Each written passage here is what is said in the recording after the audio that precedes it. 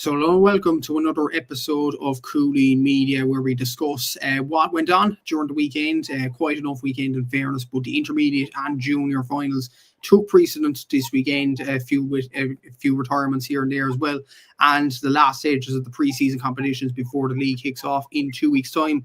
Delighted to be joined by Liam White and Aaron Prendergast to discuss this weekend's action and a bit of news stories that caught the headlines this weekend as well. We're without Seamus this week, but I'm sure we'll hold the fort for this episode. Liam, you were banned slow today for Offaly against Galway in the Walsh Cup. Pretty bad day for it, I would say, in terms of weather. It was, excuse my French, pissing out in terms of the rain. But yeah, I suppose a decent enough game where Offaly fell just short today. Yeah, I suppose so. It was, I don't know who I felt more sorry for, me for standing on the hill because you're cold and you're standing there, or the players having to catch a slitter and run around in shorts. But no, it was, it wasn't an ideal day for hurling. It's, I don't think anything today was going to particularly prepare you for, games in April, May, June, July, or anything like that, to be honest with you. But look, it was nice to see inter-county action back from our perspective in the hurling.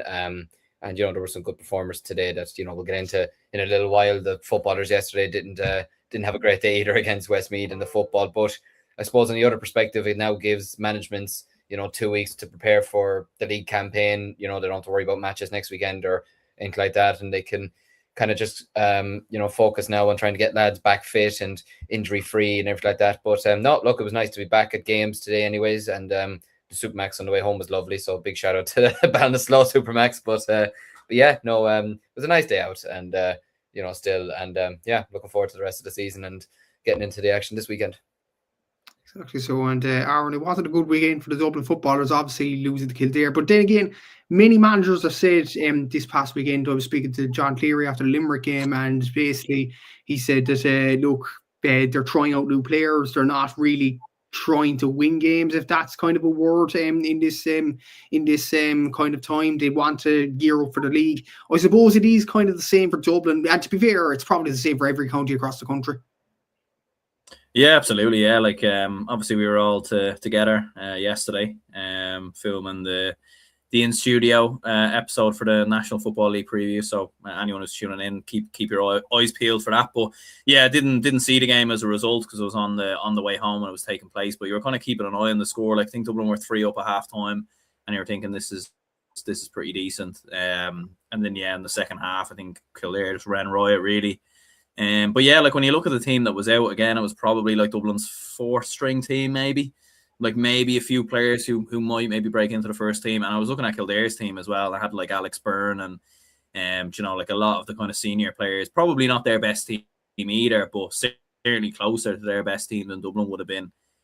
So yeah, it's at the end of the day, pre-season's all about getting up to speed, and it doesn't really matter too much these games. I've saw Dublin's 4, 5, and 6 in a row teams losing the O'Byrne Cup to Wexford and Longford and all these kind of teams. So it doesn't really mean anything.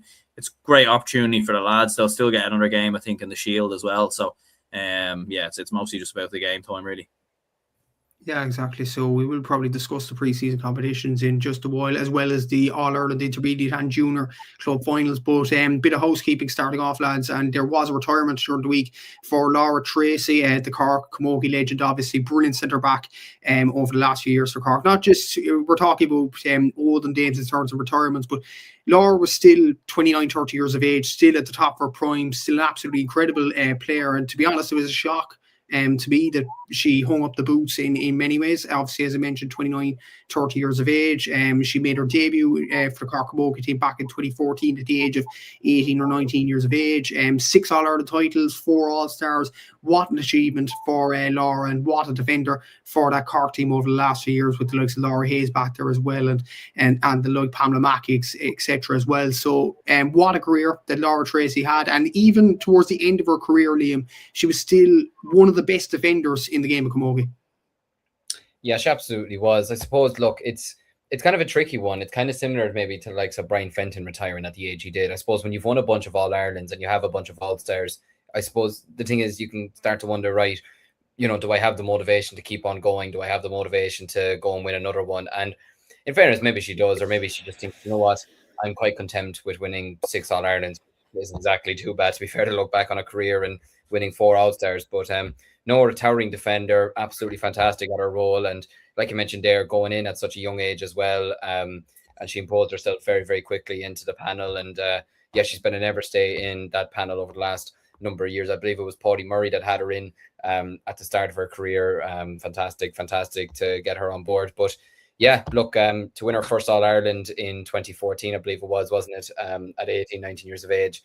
And then to go on and do what she's done since then is absolutely remarkable. And look, it's unfortunate maybe from a perspective that she didn't maybe get to end it the way she would have liked to have this year with another All-Ireland and make it 7. But I'm sure she'll look back on this year still with fond memories, you know, winning a Munster title, winning the league, etc. So yeah, look, congratulations to her on a magnificent career. Yeah, look, I mean, to retire with 6 All-Irelands and 4 All-Stars, she'll probably go down as one of the best defenders to ever play the game, and definitely one of the best defenders to ever play in the red and white jersey. So yeah, the Killer one was absolutely fantastic, and yeah, congratulations to her, and I hope she thoroughly enjoys her retirement. She deserves it. Exactly. So, and it will be a loss for Cork. Like, I don't know how many retirements there will be in the off season from the Cork point of view. Like I mentioned, Pamela Mackey there, Katrina Mackey, Aisling Thompson. Like a lot of them Cork players are getting on probably the older side of Camogie at this present moment of time, which is a concern. In all honesty, Peter's asking, is that an injury forced retirement? I'm not sure, to be honest with you. I think she was flying fit throughout the years, which is kind of a shock. I think it's more what Liam was kind of explaining, that she won as many All-Irelands as she did, and she decided to hang up the boots then. That was the way, I think. But from your point of view, Aaron, an excellent player in Camogie over the last few years, Laura Tracy, and she will be missed for Cork, no doubt about it. Yeah, absolutely. Yeah, like I suppose Liam was kind of alluding to it here, like 6 All-Irelands, 4 All-Stars, like definitely one of the best to ever do it in a Cork jersey in terms of Camogie, like definitely up there with the likes of Aisling Thompson, Gemma O'Connor, and Pamela Mackey and many others as well, like in terms of some of the all-time greats for Cork Camogie. But yeah, it probably is one of them things. Like it is mad. Like sometimes you can nearly be a victim of your own success a little bit, and we saw that with the Dublin footballers, as Liam was saying, like with Brian Fenton and, you know, like even Paul Mannion stepping away and different kind of players, and even with the Limerick hurlers to a certain extent in recent seasons as well. Like sometimes when you're so successful, there's nothing left to achieve, and with that, like some players are always kind of hungry to go on and achieve more, but some players will maybe look to retire. And I suppose at the end of the day, she owes nothing to nobody. You know, like she's given it absolutely all in a Cork jersey, and if anyone deserves to call it a day, it's definitely Laura Tracy. So yeah, it definitely will be a big blow. Like it is one of them where Cork have been so dominant in recent seasons. I know obviously they didn't win it last year in 2025, but you know, 23, 24 probably be one of the favourites again later in the line for this season. So definitely is a big blow. And yeah, I don't know, like if the timing's a little bit like interesting, like retiring in January, like just, you know, I know the league starts a little bit later in Camogie obviously, but I don't know about your thoughts in regards to that, like kind of retiring a little bit kind of later in the, you know, in the kind of off season. Yeah, it's kind of a weird one, to be honest with you. Like it's a weird one in many ways, because Cork were probably one of the favourites for the All-Ireland again, despite Galway winning it last season. They are an excellent drill side by Ger Manley, and he seemed to get along well with the players in many ways. So it's kind of a shock that Laura did call up the way she did. I heard there is plenty of retirements in the Cork Camogie team behind the scenes. I'm actually not sure how many. In all honesty, I know Hannah Looney and Aoife Healy. I don't know, are they going to play at all because of AFLW? But yeah, it's an interesting time to announce a retirement like that. But hopefully Laura will achieve great things with her club Killa over the next few years. And she was an absolute brilliant Camogie player. And best of luck to Laura in her future endeavours. Before we get into the club action, there's a question for you, Liam, about Offaly, obviously. Liam, any update on James Mahon's injury? Look bad. Yeah, no, Johnny Kelly was speaking after the game, and they still don't know the extent of it. To me, it looked like potential knee problem, maybe lead ligaments or something like that. I think, like obviously I was at the game, and from the angle that I was looking at it from, it's kind of hard to judge because he was going in to tackle, I believe it was Aaron Nyland, and he'd give away the foul. But it was like whatever way he landed, it looked sort of awkward. But obviously, I wasn't watching it on Clubber, so I didn't get like the opportunity to like play it back or anything like that yet. But no, I'd say it was just an awkward landing. But look, Johnny Kelly said himself that they don't know the extent of it yet. I did see him just as we were driving past Duggan Park on the way home. The Offaly panel were all heading home, and I could see him walking, so that's a positive. Like he didn't look like he had a brace on him or anything like that, and he was smiling with the boys or whatever. So I'm hoping it's not too bad. And it's probably the one benefit of not winning today and not having to. Well, look, he could have maybe if we did win today, he might not play next weekend. You never know, to be fair. But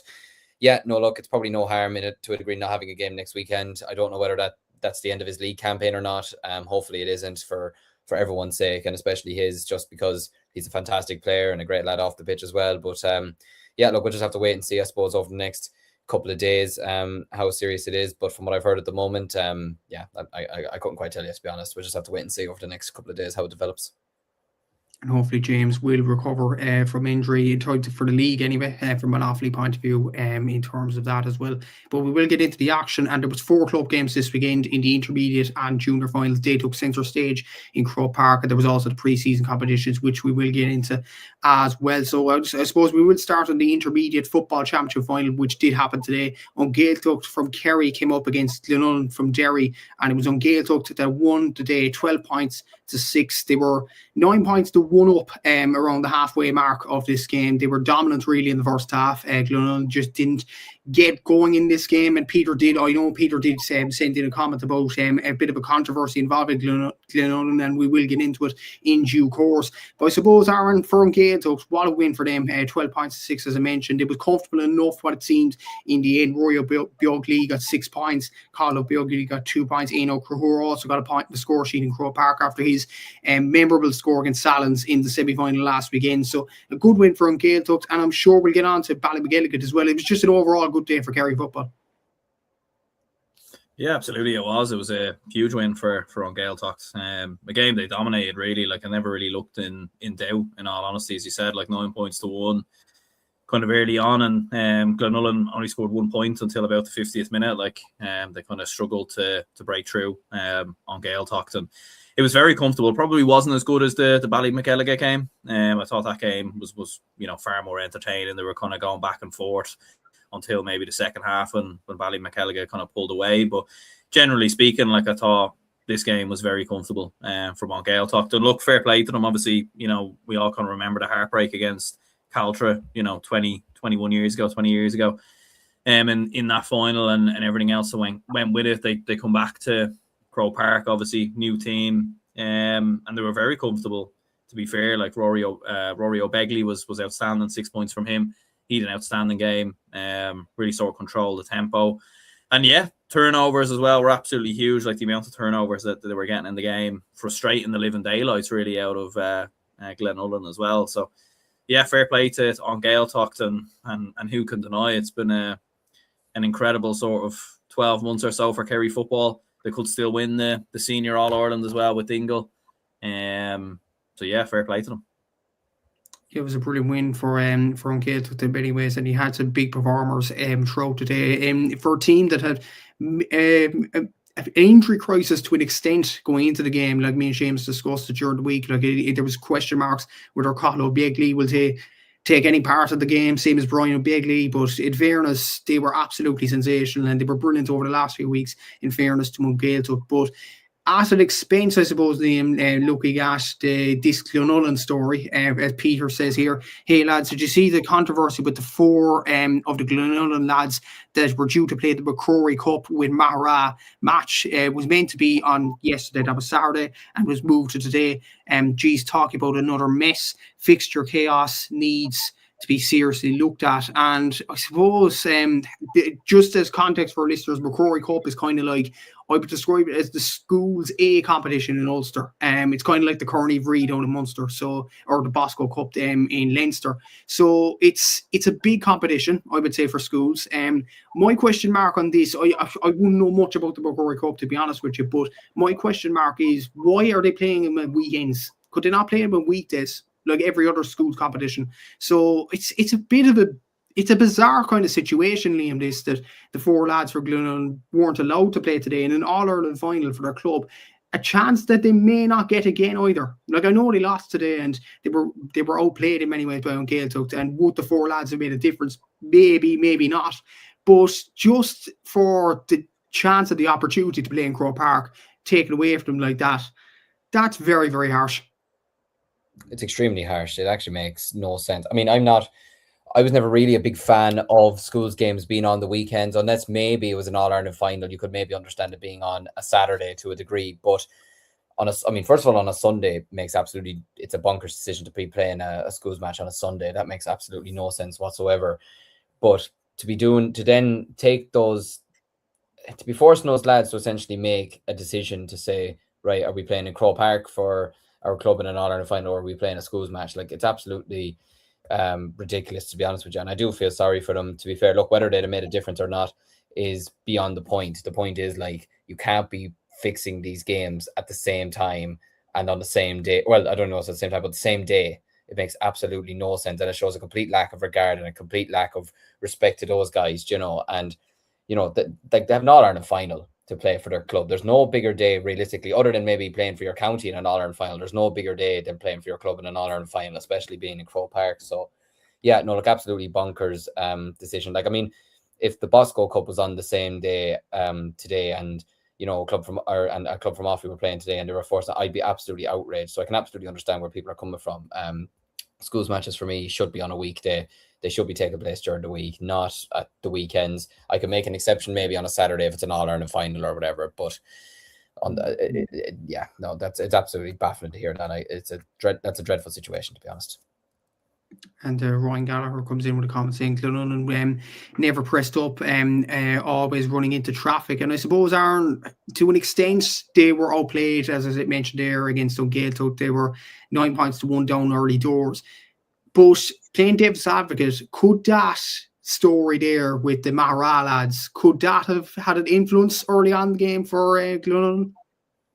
It definitely could have, yeah. Like, you don't want to take anything away from Ghaeltacht. Like, they were definitely deserved winners, and look, they might have won the game regardless of whether this kind of took place or not. But yeah, like, absolutely, it could have. Like, maybe in the build-up as well, you know, it was surprising maybe that there wasn't kind of more mention of this kind of in the build-up to the games and everything else. You know, like, but yeah, like, it's a joke really, like, for the players, like, to have that kind of getting in the way. As Liam could have said there, like, a schools match on a Sunday is bizarre really, when you think about it, especially when the fact that usually a lot of people from the school would come and support the team, you know, hence why you would do it on a school day, because it makes more sense because everyone's in school. Do you know what I mean? Like, on a Sunday, it's obviously free time, so not everyone's going to attend or going to see the game. So little bit bizarre that. To be honest with you, you do feel sorry for them.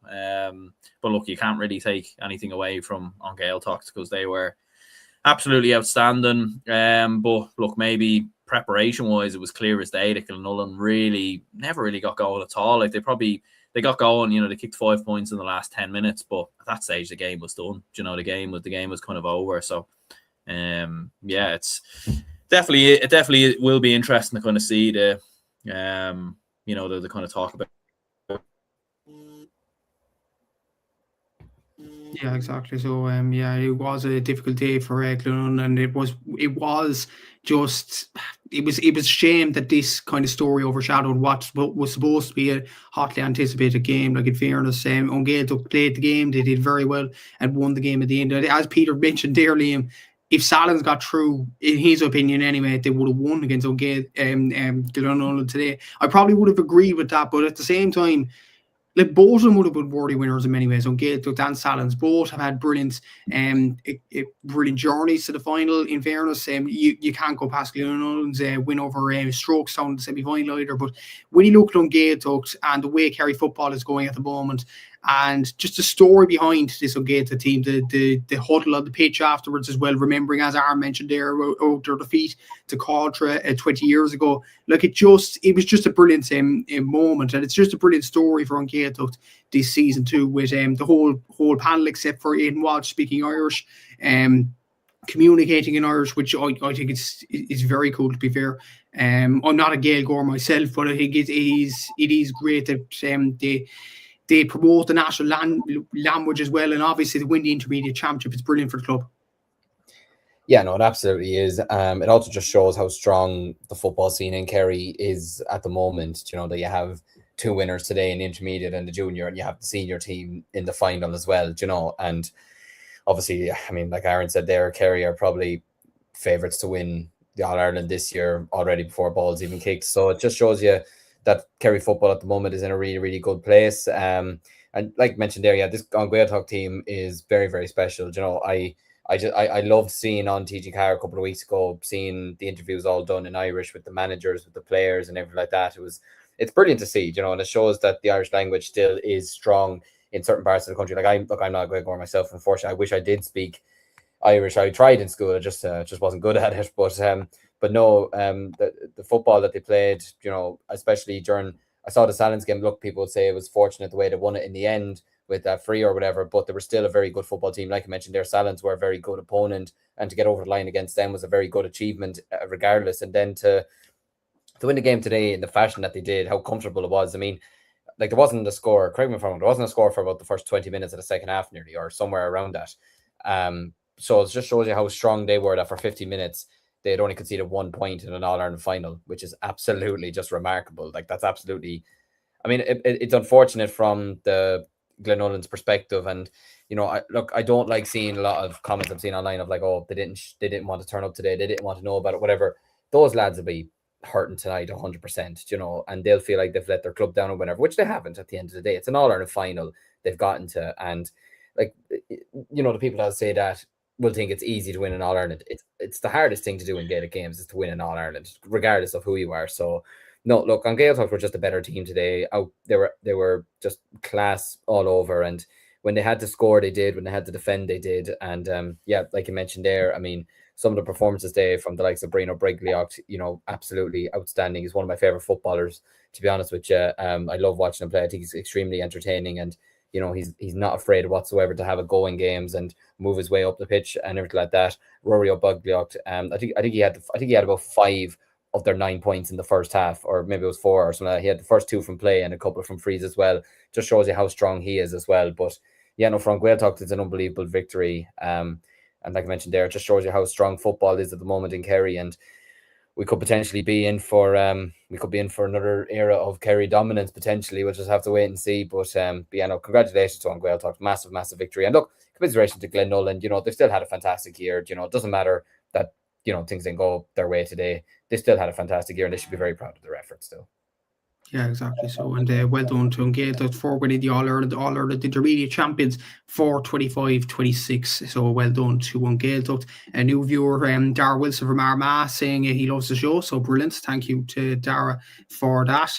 There was another comment in here from Peter saying, oh yeah, I agree, Liam, as the club tagline goes, the toughest. Absolutely. But we will move on to the junior final now, and that was BallymacGilligan, another Kerry club that won an All-Ireland title. They beat Clough-Rear Oak from Tyrone 116 to 13 points, and a late goal from Donald Daly put the icing on the cake for BallymacGilligan on an emotional season for the club after obviously the tragic passing of Luke Sills early in 2025, and for that club to go all the way and win the All-Ireland, it's an emotional win, and it was a brilliant win for BallymacGilligan overall as well. Dara Broderick scored 4 points, Aidan Breen got 3 points, Jack Joy 2 points, Dara Keane also got in the score sheet as well. So an excellent display from a BallymacGilligan point of view. And I suppose, Aaron, as well, this journey has been full of maybe emotional stories, and today even applauding Ghaeltacht onto the pitch before their intermediate final, I think just showed the togetherness maybe of Kerry GA and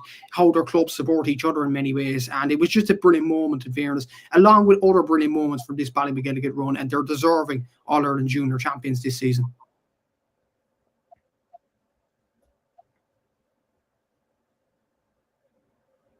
Sometimes we criticise 2 different championships, obviously at senior level, and maybe not as many teams in at senior level as maybe other counties and everything else, and we've probably criticised it a little bit, but there's no doubt in that Kerry supporters themselves and Kerry people themselves are very proud of what they've built they believe they're doing it the right way. And who can argue at the end of the day when you're having, clubs that are winning intermediate All-Irelands, junior All-Irelands, like especially in the last 5 or 6 years, like there's been so many of them that have gotten to finals and gotten to the final stages and everything else. I remember Fossa a good couple of years ago as well. So who can really kind of deny them in regards to that? But yeah, it was a brilliant performance really by Ballymackelliga. Like they probably in the first half, like they started quite well. Like there were 5 points to 1 up early on. And then a couple of 2-pointers from, at the other end kind of put them on the back foot. But like fair play, they kept kind of going at half time. It was very, very even. But in the second half, they kind of took the storm. Like as you said, like Dara Broderick was outstanding, 4 points from him, scored an outstanding 2-pointer in the game. Dara Keane was very good as well. And they were getting a range of scores really from the likes of Aidan Breen, Adam Sheehy, Martin McKivergan, all getting on the score sheet as well. Jack Joy. So some extraordinary scores there, and overall a remarkable day for Ballymackelliga. Yeah, brilliant win, Liam, overall for Ballymackelliga, and just an emotional journey and all that as well. Excuse me, but you look at this All-Ireland final, and Ryan Ghaeltacht said in the comments there that Clocker could have had a few goals in this game. They had 3 goal chances and could have easily won it. And as well as they didn't score a goal in this game, which you kind of need that luck to win All-Ireland at this stage as well. But it can't go unnoticed as well. To be fair, Glenollan just didn't turn up in the intermediate final, but Clocker had their chances to go on and win this game. But to be fair, Kieran Bowe got 5 points, Mark McConnell got 2 points as well, Conor Shields got 2 points. They had some excellent performers throughout the day, but it was just Ballymackelliga's day, you kind of felt, with 3 goal chances going astray, with the goal at the very end as well, with the emotion throughout the whole season, with the way Kerry football's going at the moment. It was just Ballymac's day. Yeah, it was Ballymac's day. There's no question about that. And like you mentioned there, you need luck going. Like, yeah, Peter says there in the comments, you need the grain of rice to fall your way. You're missing 3 goal chances in an All-Ireland final. Like in any game, I suppose, anyways, but particularly in an All-Ireland final, you need your quality on the day, you need your work rate, but you need luck as well to be on your side. And yeah, Ballymackelliga simply had it today. Aaron's very sad over that, so he's been kicked out. Hopefully we'll have him back. He's just having some technical issues. But I think we might have him back.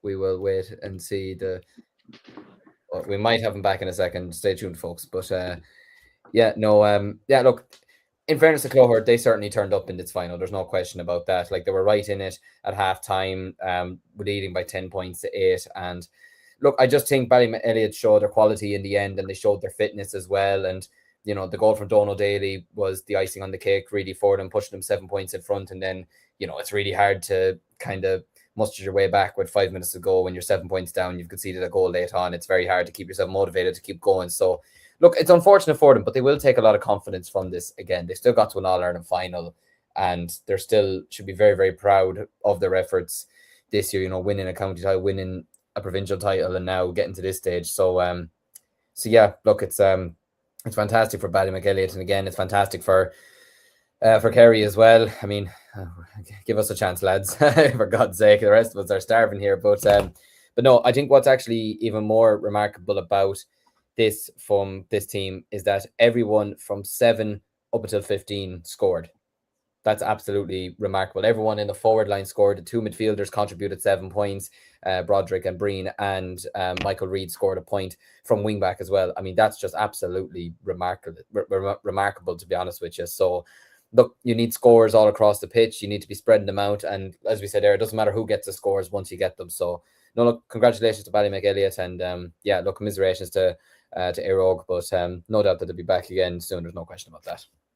Yeah, exactly. So it was a brilliant win for Ballymackelliga and a brilliant season overall, as Aaron comes back into the stream there as well. So yeah, a brilliant win for Ballymackelliga, a brilliant win in the All-Ireland Junior Championships today, and they definitely did their club proud, their county proud, and obviously most importantly Luke Sills looking up above proud as well. And it was just a brilliant win for Ballymackelliga overall this season, and congratulations to all involved on winning the All-Ireland Junior Championship. We will move on to the hurling now. We will move on to the intermediate final first. This final was between Upper Church Drumban from Tipperary and Turin of Mayo. This went extra time. It went all the way, and it was a very, very entertaining game. as Ryan says here about Clocker there, relied a bit too much on Kieran Bogue, absolutely. But look at this intermediate final, went to extra time, but Upper Church Drumban won the All-Ireland in the end. They beat Turin on a scoreline of 420 to 224. A late free in normal time for Gavin Ryan from beyond the halfway line, an absolutely incredible score, which he has been doing, to be fair, throughout the whole season. Brought this to extra time, and then a plethora of goals went into the back of the net, and Upper Church, it looked like they were well on their course to a comfortable win, but then Turin, what a performance to get back into the game in many ways. In the very end, Luke Shanahan from Upper Church got 7 points this one. Conor Fahy got 2 goals in extra time. Gavin Ryan got 5 points. Paul Shanahan got 1-1. You look at Pat Ryan with 3 points. Paddy Feeder with a goal as well. But it was just a brilliant game overall, Aaron, and you have to credit Turin as well for the way they battled back into the game.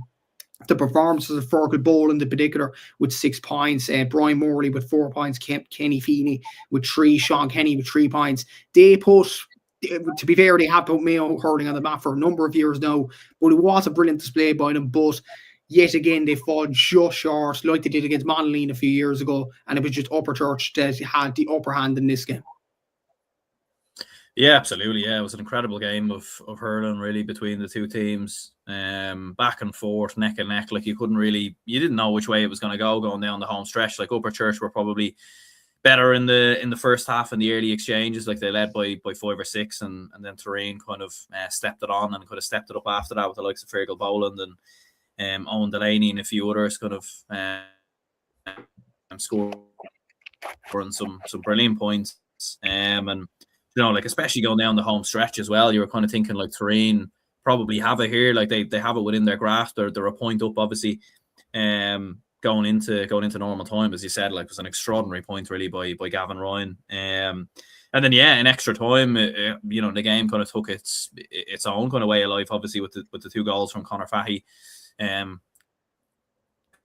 kind of establishing themselves having a big lead. But even with that, like a 10-point lead for Upper Church, and Turin were able to play to them. They never backed down, like especially in extra time when legs were tired and everything else. You're kind of thinking, Upper Church could really win this quite comfortably now. But to be fair to Turin, like they didn't back down, and but you have to give credit to Upper Church. As you said, some phenomenal performance from Conor Fahy to Aaron Ryan, Paul Shanahan, Mikey Griffin, Luke Shanahan as well, scoring 7 points. So he was very impressive. But yeah, it is an interesting one with Turin. Like they are putting Mayo on the map. Like I don't know what you lads think about this defeat now. Like, can you put them up to senior level, or is it a case that they probably have to win today? It's a tough one. Yesterday, I think the way they challenged Upper Church, you have to give that a lot of credit and fairness. But what do you think, Liam? Should they be put up to the Connacht Senior Championship? Like, I suppose it'll be good for just the competition in the Connacht Senior, but are they ready to face the St. Thomas's? Are they ready to face the Loughrea after losing? I know they really put it up to Upper Church, but in the end, as harsh as it is, they did lose the game in the end. So would you put them up to Connacht Senior? Probably going to sound harsh. I probably wouldn't yet, to be honest with you. Like you mentioned there, it would be absolutely fantastic in the same way that I'd love to see the likes of a Mayo and a Roscommon and a Sligo go up against Galway in a Connacht Championship, and I know obviously Mayo are playing in Division 2A this year, and hopefully, getting games against the likes of Westmeads and Laois of this world, and the Kerrys, etc., will give them much greater exposure and give these players an opportunity to show what they're truly about. But I would just worry. I know obviously you've, Donegal now, who have their senior clubs competing in the Ulster Championship, in Setanta, obviously played this year. But I don't know. I would just be a small bit concerned with if they would be able, like, for me, do they have the capability to beat St. Thomas? Do they have the capability of beating a Capitagal, to beat a Loughrea? I'm not too sure at the moment. Obviously, like that was mentioned there, I think Turin make up 12 of the Mayo starting 15, correct me if I'm wrong. And they're by far the best team in Mayo. They're by far the best team in Mayo by a country mile. And they've been fantastic side over the last number of years. There's no question about it. And I mean, even mentioned Fergal Boland. I mean, for the love of God, I think he's a better hurler than he is a footballer, to be honest with you. I think if he was in any other county, he'd make a strong case for starting for another county. But I don't know. I probably feel like it's maybe a bit too soon, possibly. Like I mentioned, I would absolutely love to see a Connacht Club Championship. I'd absolutely love to see a Connacht Senior Hurling Championship down the line. And I feel like we are getting better at making these clubs progressing. We saw Easky yesterday. You know, there's a lot of nice hurlers in Sligo. There's a lot of nice hurlers in Mayo. There's no question about it. It's just you want them to be able to say we can go out here and beat these teams. And for me at the moment, I just don't see it happening, if I'm being honest. Maybe I'm sounding harsh, but I just don't see it happening at the moment. So I probably would feel like it's right now possibly a step too far, but I think we are making great progress in that perspective. And hopefully over the next number of years, we will see potentially a Toreen versus St. Thomas's or Loughrea Connacht final, but we'll just have to wait and see. I think honestly, I think as tough as it sounds, I think a Mayo club needs to win an All-Ireland Intermediate crown. I think that's when you can put them in to the senior grade. I think with Donegal, and it was brilliant to see this the likes of Setanta in the Ulster Championship, but realistically, Ulster's very, very it's much easier than the Galway champions. Like you look at Slotneil, decent side, obviously St. John's who came out of Antrim this year, or Dunloy or wherever that may be. Very tough sides in there, but they aren't as tough as Galway. You look at Galway, you have former All-Ireland champions there in St. Thomas's, potentially one in Loughrea. We'll see next weekend against Ballygunner. Capatagal, as you mentioned there, Liam, a very good club there as well. Like Portumna can't even get into the top grade of Galway hurling, and they're still a fantastic club there as well. So yeah, it's a difficult one. It really is. But yeah, it's probably a discussion that will be talked about next season in the club championship as well. But from an Upper Church point of view, it was just brilliant for them to win the All-Ireland. Obviously, with Tipperary win the All-Ireland as well in their senior grade. I know this Upper Church team doesn't have, I suppose, as many tip seniors as many other teams. I think Luke Shanahan's the only exception. I think he's an underage player, if memory serves me correctly. But they do have a good team bond. They have a good kind of a unity together. Like Aaron did mention at the start of the show, we did our league predictions video, which will be coming out very, very soon on the channel, where we all got together and recorded in person. And I was coming home on the train, and I was on a train coincidentally with Upper Church fans. And the way they were talking with each other, the fans there, the people, they weren't going mad, I would say, on an All-Ireland win, but they were just chatting about the game. They were chatting about how this could lift the club and everything like that. But that's kind of the essence of clubbing in the game. It's just absolutely brilliant that you get these guys talking to each other as well. And this sort of team in Upper Church, the way they've gone through the into the final as well, they have, I suppose, brought some joy with their community as well, despite having a team with relatively less inter-county stars than many other tip clubs.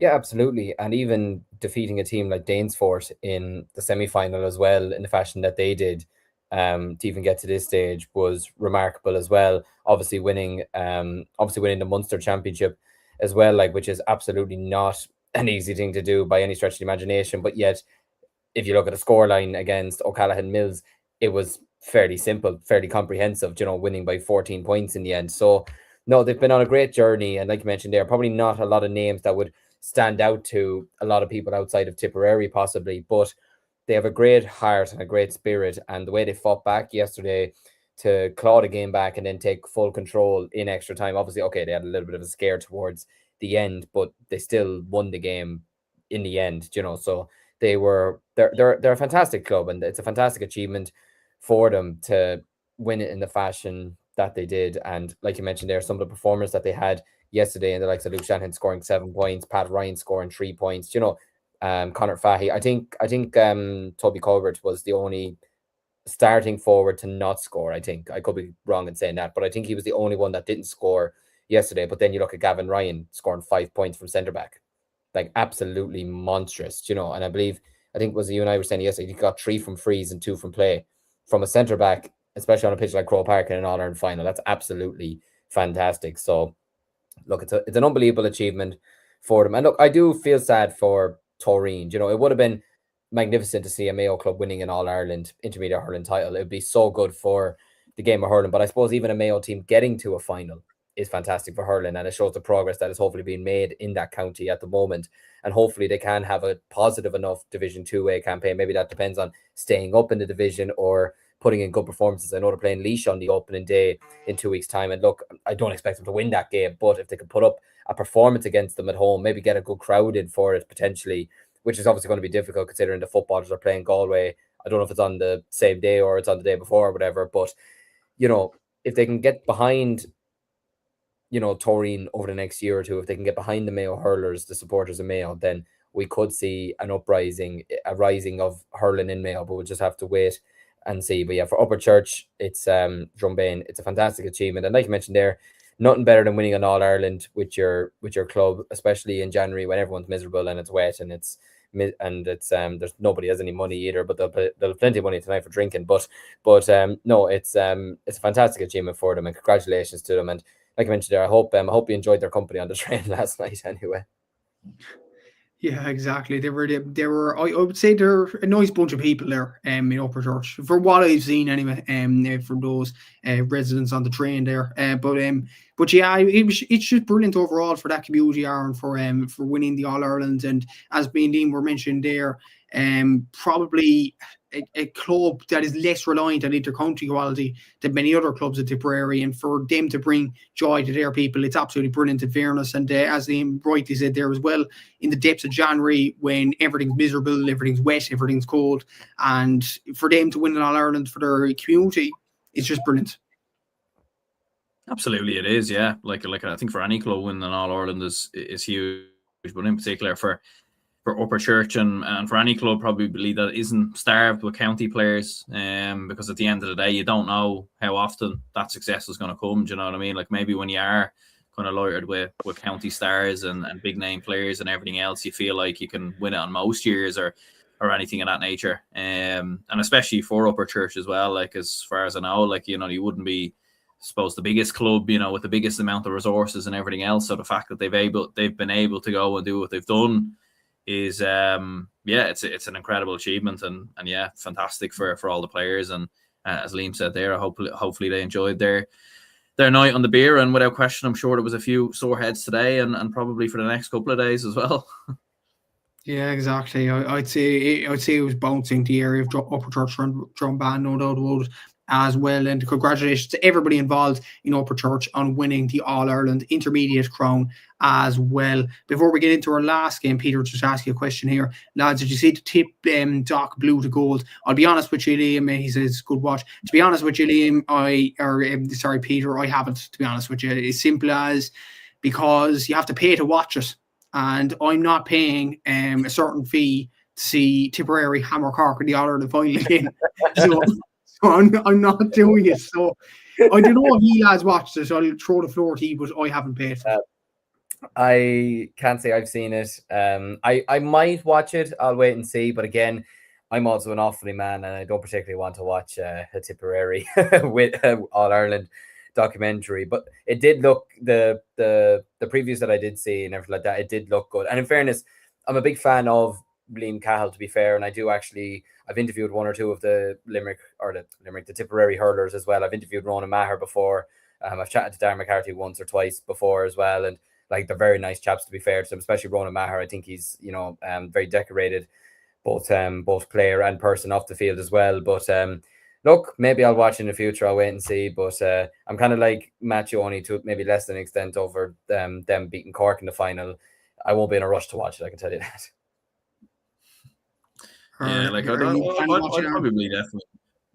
probably definitely give it a go, maybe, but I suppose paying for it, yeah, I don't know. I'm kind of a bit stingy maybe in regards to that, but I do have a few Tipperary connections, so to be fair, so I wouldn't mind giving it a go maybe at some stage, but maybe I'll hold out for the documentary that's going to come out next year about the Dublin hurlers, Exactly. So, but we will move on to the last game of the weekend in terms of the All-Ireland Club finals across other than senior, and that is obviously Kilbrittain are All-Ireland Junior Hurling Champions. And obviously, just as a context for listeners, I live in a place that's 10 kilometres away from Kilbrittain's pitch. So the club is pretty close to where I live. So it's absolutely brilliant for them to win the All-Ireland. They beat Eastkey in the final, 19 points to 18 in this game. Mark Hickey one of his 9 points of the day, he got the winning score from a free to send the Kilbrittain fans into raptures. And I suppose it's just a bit of an emotional journey. We talked about Ballymagilligan earlier in the podcast, Liam, but this Kilbrittain journey, I would say, in terms of the season. Oisín Ghaeltacht obviously passing away back in March from sudden death syndrome. That was a tragic event to happen in the club, as well as obviously the passing of Anne Enright as well within the club. This club has been through a lot of tragedy. But for this season, they retired the number 8 jersey for Oisín Ghaeltacht's memory, and they had all their training tops with OG on their shirts in terms of their initials as well. This has been an unbelievable journey for Kilbrittain as well. They've put West Cork hurling on the map as well. It's been an absolutely incredible journey. And I suppose, and Peter did say in the comments as well, or that's the Kildare one, there was the photo of the weekend one, photo of the weekend, and probably photo of the year. Jamie Wall and Philip Wall after the final whistle. What it's all about, really, obviously, with Philip Wall being on the TG Carr punditry team. His brother Philip is the Kilbrittain captain, and Jamie went onto the pitch and hugged his brother. It was just an emotional pick, an emotional year overall for Kilbrittain, and deserving All-Ireland champions name. Yeah, and even going back to that, having met Jamie Wall once or twice, absolute gent, is hurling man inside out. And, look, even though I don't speak Irish, my father does, and sure, I'd get him to sometimes translate what he does be saying, when he's doing the punditry for TG Carr every Saturday or Sunday for games. And I have to say, one of the best pundits in the country. I think RTE should genuinely look at trying to get him in for the Sunday game potentially this season or something like that, or get him to do coverage for some of their games. I think he's absolutely magnificent. His knowledge is absolutely superb. And yeah, to see the photo first and then to see the video on the highlights package afterwards of seeing the two of them embracing each other is just absolutely magnificent, and it shows you everything about what not just the GA but what sport in general can do for people. It's absolutely magnificent. And Philip scored 2 points yesterday as well, which contributed. Ironically, if you were looking from this perspective, you could say, well, my 2 points, one is the final. But yeah, it's a fantastic achievement for them. For Mark Hickey to put over that point at the end from the free to get them over the line is unbelievable. And it's it's a magnificent achievement for them. For Eastleigh, look, again, I suppose similar enough to Toreen in Mayo, for Eastleigh to have put Sligo hurling on the map here, for them to get to the final is absolutely magnificent as well. It's unfortunate the way it ended for them, and it's unfortunate with the 2 red cards as well for Connolly and for Kilcullen, especially for Kilcullen, who had scored 6 points in this game. You got to give a shout out as well to Thomas Cawley, who scored 5 points as well, and Finney and Cawley as well, scoring 2 points. Are they brothers or are they cousins? I'm not 100% sure off the top of my head. I think they might be brothers, but regardless, it was a fantastic performance from them, and it's been a great year for them, regardless, still to be playing in Croke Park and showing what their club is all about. I suppose the red card that was shown, it's a hard one. I'd kind of point it in the similar sort of direction as the Chris Crummy one on Grode Hegarty earlier this year, possibly the Richie Hogan one on Cottlebard a couple of years ago. It's a tough one, to be honest with you. I think there is contact there. I do wonder if the Kilbrittain player made a bit of a meal of it. I'm not 100% sure, to be honest. I'm still kind of debating that one, because those ones I feel are still always the hardest ones to judge, because you're thinking to yourself, yes, there's contact there and he's probably led with the elbow or whatever, but at the same time, is it enough contact to, make a man be down for 3-4 minutes? But I don't know what your lads' opinions on it are, but regardless, it's still a fantastic win for Kilbrittain. I think they're mostly football side, aren't they? Or they're more of a football club, are they? More than me, Matthew. But it's a fantastic achievement for them to bring an All-Ireland home. Absolutely brilliant. And they're probably more, I would say, arguably, they're a more successful hurling club than they are football, but they're from a more successful football area in West Cork. Like in hurling in West Cork, there is only Kilbrittain are the 3rd highest ranked team across the whole county in terms of West Cork teams. Only Bandon and Newcestown are ranked higher, which is, look, it's probably a problem in West Cork that probably needs to be talked about a lot more, but they have put West Cork hurling on the map. They've done absolutely brilliantly as well over the past few seasons. And obviously, we'll talk about the red card in just a bit as well. Like that was a controversial moment, which we'll have to touch on as well. And the way Eastleigh played, it was absolutely brilliant, in fairness. But just at an emotional standpoint, Aaron, for Kilbrittain to go with the stuff they have been through over the past year, obviously with Oisín Gillán's passing as well, with them retiring the number 8 jersey, with the obviously Philip and Jamie embracing themselves and embrace each other on the pitch as well, come full time. I think Sarah O'Donovan sitting off the ball this morning that it's something like the stars are aligning, and it was almost like the passing of Oisín Gillán. It was almost like it was devastating to happen to the community, but it was almost like a driving thing to happen for this Kilbrittain team, and they got them closer together, and eventually they got the Holy Grail in the end.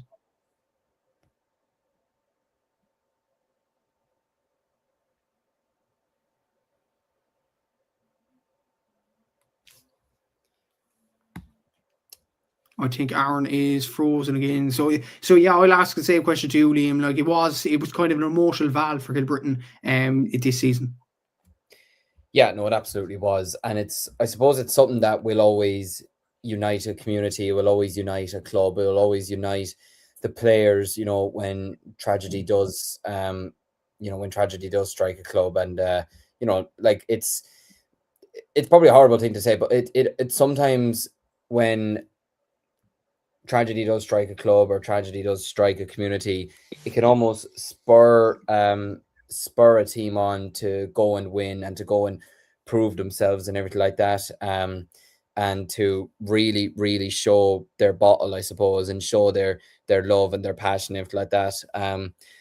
But that's what I love in a way about sport, that even though you never want these things to happen and they're cruel and everything, it does show what they meant to the people that they were with, the friends that they had and everything like that. And there's no doubt they'll be thinking of those people tonight, and for the next couple of days, the next couple of weeks. And I've no doubt they probably went to graveyards or done something in their honor anyway, which obviously they'll be doing behind closed doors and all that. But yeah, look, like you said there, from that side of things, it's a very emotional victory. And yeah, just seeing all the hugging on the pitch afterwards and seeing the togetherness in everybody, it just shows you again what the club means to everybody and the area and everything like that. So yeah, no, look, it's from that perspective, it's I would describe it as beautiful, to be honest with you. I describe it as magical. And yeah, hopefully now we kind of, I wouldn't say like ease the pain, but hopefully it just brings some bit of light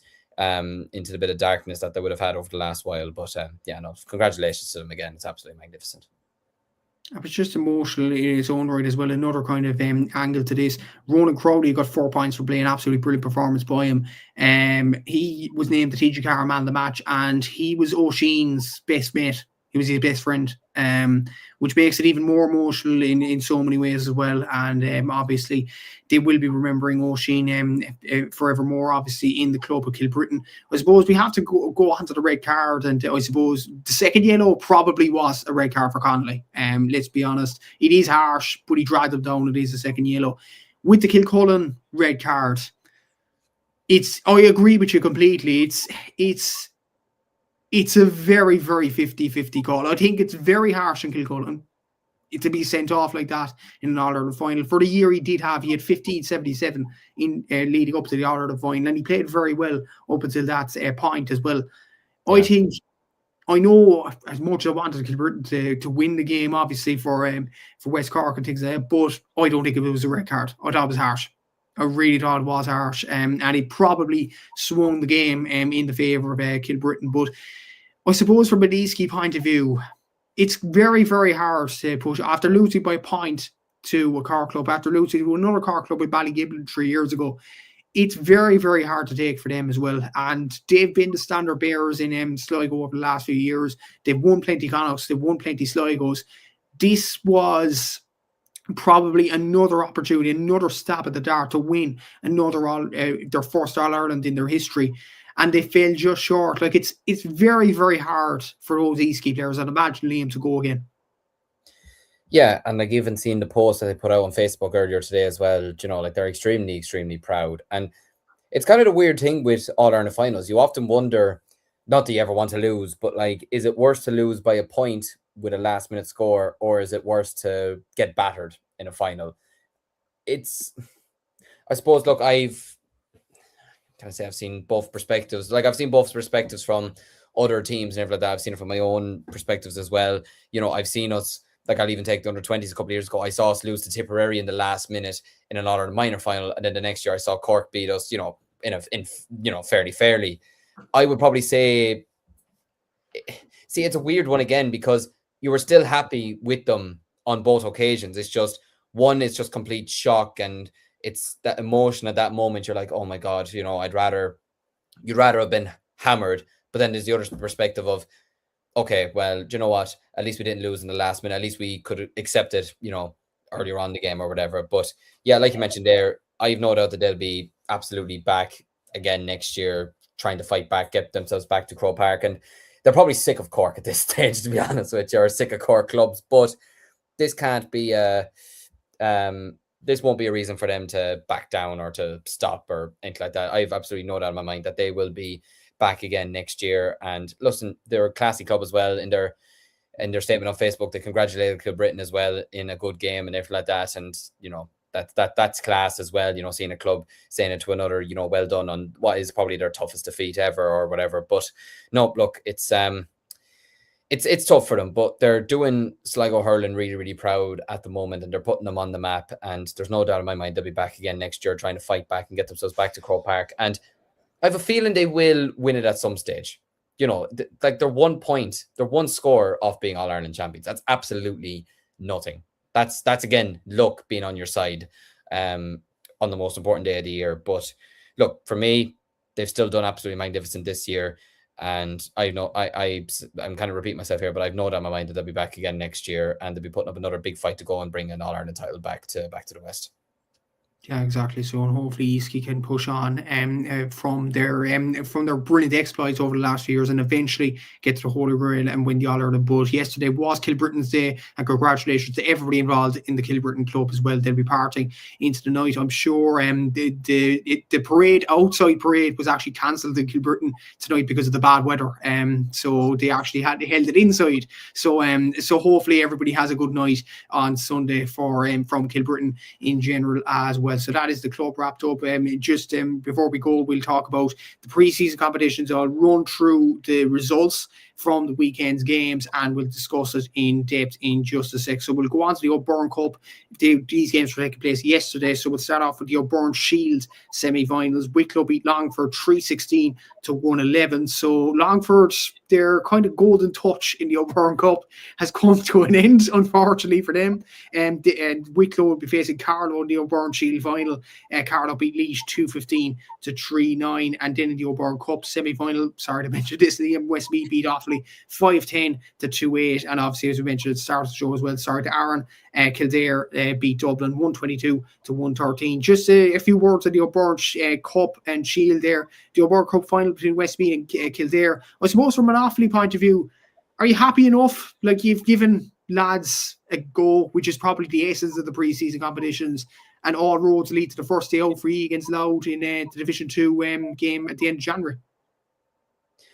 Yeah, and look, like Aaron and yourself were mentioning there, we were doing the preview yesterday, so I actually haven't even got a chance to even watch this game back properly. But from what I was listening to Mark Miku today, talking to Midlands 103, he was kind of saying himself that Offaly, like, we're after playing our third game in 6-7 days, and especially in January, that's not an easy thing to do when you're trying to rotate lads and get new lads in and get new players in, etc., trying lads out in different positions, whatever. But look, I'm not reading too much into it, to be honest with you. It's look, they had a good win against me the other night, but again, I'm not reading too much into that. We had a good win against Carlow last week. We're not reading too much into that. But look, there were still some positives from yesterday at the same time from what I've read. You know, and it's nice seeing Kieran Murphy, who's transferred into us this year. Then would be scoring 2 goals yesterday. Dar Flynn got 2 points, you know, and they were trying out lads in different positions here and there as well. So look, for me, congratulations to Westmeath. You know, they had a good performance yesterday. McCartan scoring 2 goals, Luke Loughlin scoring a couple of points, Brandon Kelly scoring 2 goals and a point, you know. So look, it'll be a good game between them and Kildare on Friday evening. I've no doubt about that. You know, it'll be an interesting you know, preseason final, you know, and it could easily be without sounding mad, that could easily be the Leinster final this year. Kildare, Westmeath, like genuinely, or I'm trying to think the side of the draw I'm trying to think the side of the draw we're on now. I know Louth and Dublin are playing.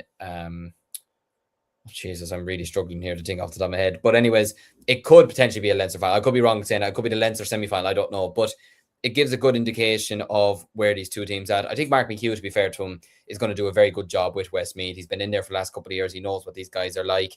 And it's a great starting point for him as well. I'm sure the long-term goal for him would absolutely to be to maybe manage Donegal one day or whatever. But, you know, I think he'll do a good job with Westmeath. There's still a lot of good footballers in there as well. So, look, they got 3 good games in the last week, Carlow, Meath and Westmeath. And look, Louth in 2 weeks' time is the most important game, you know, out of all the games in January, bar obviously the game against Kildare, that's on the 31st. But look, it was nice of them to still get a couple of games in the week. But yeah, look, I won't be reading too much into it, to be honest. Congratulations to Westmeath, they were the better side. And yeah, they'll take on Kildare next week. And like kind of Aaron was saying there, Dublin up at half-time, Kildare take full control in the second half. But again, it's hard to read too much into it, considering it wasn't Dublin's strongest team or even their second strongest team, I'd say. So, but look, fair play to the two of them. It's a chance to get a bit of silverware at the start of the year, which is no harm, I suppose, for team confidence and team bonding or whatever. But yeah, I won't be reading too much into it, to be honest.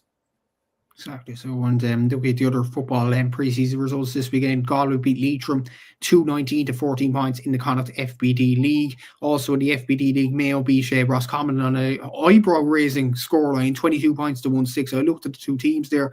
Like Roscommon had a full forward line, the likes of Dara Craig and Dermot Murta and Jack Tumblesy, who played very well in the Sigerson Cup during the week. And they got battered, really. To be fair, Mayo had a very good team out, so maybe that was the main catalyst for that. In the McKenna Cup, Donegal beat Antrim 115 to 7 points, but will that result stand? I'm not sure, because of players not supposed to be playing and things like that. Monaghan beat Fermanagh 117 to 38 as well, and so did Tyrone. They got a win as well against Down, 18 points to 111. In the McGrath Cup, Cork and Limerick ended 15 points to Cork, 3-11 to Limerick. I was at this game, and look, Limerick played a better team than us. James Knox was playing, Danny Neville, Colin McSweeney came on as well, Jeffrey Alford in goal. Like, they did have much better players than us. Cork made 13 changes from their game against Tip during the week. It was a second string team more than anything, and John Clears made it abundantly clear Cavan is the main aim in the Alliance League, or the National Football League. So that'll be the main thing from a Cork point of view. And this result of the McGrath Cup, before I get your thoughts on the rest of the football games, Liam, Kerry 127, Waterford a point. Like, stop the lights. Like, Tony Brosnan got 115 today. Like, Tony Brosnan 115, Waterford a point. Like, this is, I know it's pre-season, but like, even looking at that result, Efi Fitzgerald has a huge job in his hands here. I don't even know what to say. Like, I was at the Offaly game today, but I checked the scoreline. I was just going through Scorebio and checking the scorelines, and I saw that, and I was like, that can't be right. Like, I know Kerry are Kerry, and I know Waterford aren't exactly strong in football, but I was like, that cannot be right. That cannot be the score. 20 points to 1 at halftime. They scored 1 point in this game. And they scored it after the 12th minute as well. So they went 59 minutes of this game without scoring. Yeah. Like there's no David Clifford there. There's no Paulie Clifford there. I don't think Sean O'Shea played. Yeah. If those two were there, no. The only thing is, that could have been a day where the two of them wouldn't have to score a lot, where you could get other lads maybe scoring possibly. But yeah, I feel bad for Waterford. You can't help but feel sorry for them. Yeah, poor Paul has a really tough job in his hand this year. And look, without giving spoilers away, I don't expect much from Waterford this year, anyways, in the football championship. But yeah, that's not a great start for them. I can tell you that, to the year, and I'd say they're not looking forward to the year already after that result. Peter asking two very good questions, actually. Was that Waterford's minor team? You might think so, but I looked at it. Cúilín Walsh was playing, so I don't think it was. I think it was genuinely their first team. Apparently was their under 14 team. Oh my god! Oh, Peter's going lower here. Like, this is no. Nah, lads, we can't be doing this, lads. Jesus. And one more, to be fair, this is a good question. Was this Watford score a point from from play or free? I checked on Scorpio. I did check it before going on. It was from play. Yeah. So at least they had a score from play. I'll put it that way. But no, that was a tail chasing result. I'll put it that way. And imagine if the two Cliffords were playing, it'd be just absolutely it would be mouth-watering, embarrassing occasion there from a Watford point of view. But looking at the hurling anyway, in the Munster Hurling League, surprisingly closer than I thought this one. Tipperary 116, Kerry 17. And I looked at Tip's team during the week. It was a good team. So it's Watford in the Senior Hurling League final instead of Tipperary. Tipperary didn't beat Kerry by enough today. So are they bothered? I'm not sure, are they, to be honest. I'm really not.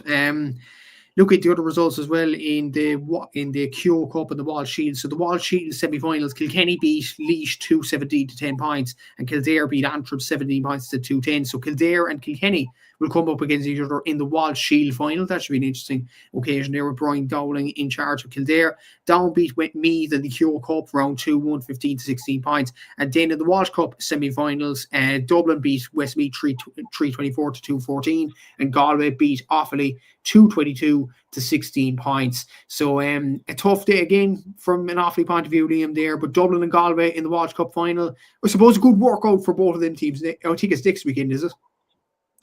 Yeah, I believe it's next weekend. And yeah, look, it should be, it's next Saturday evening. So a good workout for the two of them. Yeah, look, an impressive win for Dublin. They were fairly dominant at halftime. I believe they were 12 to 11 points up at halftime. So they were very much in the driving seat at that point. You had Cian O'Sullivan, who finished with 1-3. Ollie Gaffney, who I rate very highly as well, scoring 4 points. David Keogh scoring a goal and 2 points. Conor Donoghue as well, back in midfield, scoring a goal and 4. It's interesting, Brian Hayes and Conor Donoghue, although Brian Hayes seemed to go off early enough in the day, but the two of them linking up in midfield could be a potential for the season as well. Neil Clerkin playing, David Lucy playing, Paddy Smith, John Bellew. So Dublin had a relatively strong team out there. They didn't even use the likes of Diarmuid O'Dooling today or anybody like that. Donald Burke got some minutes under his belt as well, which is good from their perspective. Conor Loreen didn't get minutes either. So, they have plenty in the tank. They'll probably use them again next weekend. So, it's a good victory from a Dublin perspective. With us, look, again, it was a lot of our younger players, I feel, probably were the best players today. No, Adam Screeney wasn't due to play today. He was named at number 36. He played Fitzgibbon the other night. You have to manage these lads. You can't be, throwing them into these types of games after playing. Now, I know Dan Burke played Fitzgibbon the other night, and one or two other lads as well played Fitzgibbon, and they were playing today, but you can't play everybody. You need to be managing. And Adam Screeney had a bad injury last year, so I suppose they're trying to manage him as well as a few other lads as well. Like Charlie Mitchell didn't play today. You had players like Lee Kavanagh didn't play today. Oisin Kelly only played a couple of minutes. Killian Sampson wasn't there today. So, it's not the be all or end all, to be honest with you. Look, you had Jason Rabbit, who had a very good game. Aaron Nyland played very impressive. Got a couple of nice scores, to be fair to him as well. So look, Galway overall were the better side, and they deserved the victory in the end. From our perspective, look, Dan Burke had an exceptional game, to be fair to him. Turgainen looked very promising as well in the half forward line. There was some good work by Cathal King in the middle of the park as well. Look, overall, I thought Ben Miller as well, a fullback, I thought had a fantastic game, to be fair to him. First game there for the Offaly seniors, a fullback, I thought he did very well. Liam Hoare pulled off some good saves as well. So look, there are positives to take from the game. Obviously, look, not to be all or end all. We'll have bigger games to come in 2 weeks' time with the game against Kilkenny down in Nolan Park. But yeah, look, we'll have to. Yeah, that's James Mahan, who hopefully doesn't have an injury going into the league. Look, if he was injured for the league but he was back for the championship, then obviously you'd rather that. But at the same time, you don't want anyone injured, and especially not a player of his quality. But look, we'll just have to wait and see. But yeah, good workout for the lads today. For Galway, Dublin, it'll be an interesting final. Galway had a few experienced players out today. They had Tom Monaghan, I believe, playing, and Aaron Nyland playing. Evan Nyland came off the bench. Like I mentioned, Dahi Burke was midfield. So TJ Brennan was brought on. So they did play some experienced players. Conor Whelan was sat a few rows beside us. He wasn't obviously talked out today. Look, a good workout for Galway. It'll be an interesting game between them and Dublin next week in the build up to the start of the league campaign. Yeah, exactly. So it should be an interesting game, no doubt about it as well. Rodgers is saying Hi lads, hope all is good. Yeah, thanks for that. But the show is coming to an end now, so if you've missed anything, go back and you can stream it on any of the 5 channels. But that is a wrap for this week's edition in terms of looking at the Club All Ireland finals and looking at the pre-season competitions as well.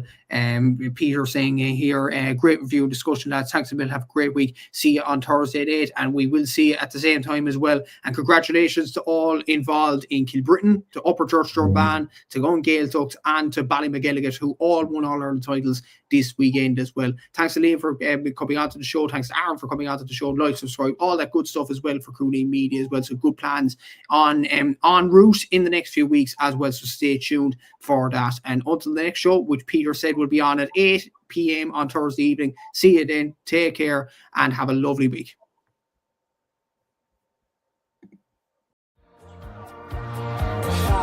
Instinct, baby.